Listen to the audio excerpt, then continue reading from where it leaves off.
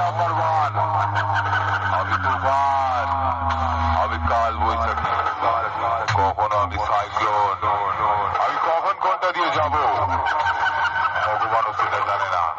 তাই বলছি রাস্তাটা না আটকে রাস্তাটা ছেড়ে দে, নাহলে ছাতিতে মারবো একটা বেশ। পাশের বাড়ির টালি চালে পড়ে দম আটকে হয়ে যাবি শেষ, হয়ে যাবি শেষ, হয়ে যাবি শেষ।